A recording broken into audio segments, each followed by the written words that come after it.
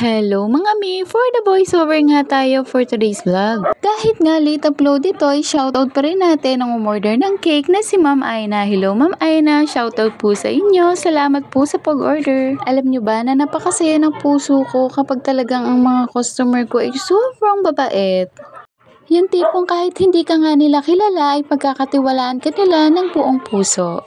Kaya po sa abot ng aking makakaya, ibinibigay ko po ang buong puso ko sa paggagawa ng mga cake orders.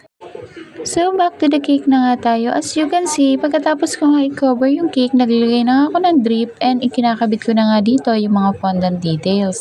So fondant details, gabi pa lang nga ginagawa ko na to dahil medyo matrabaho yung paggawa nito.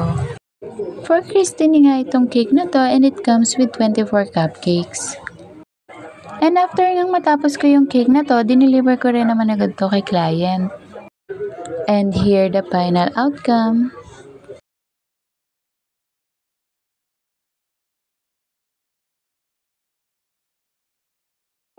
At kung nagustuhan nyo nga ang video na ito, pwede nyo pong i-like and share. And pa-follow na rin po sa aking page.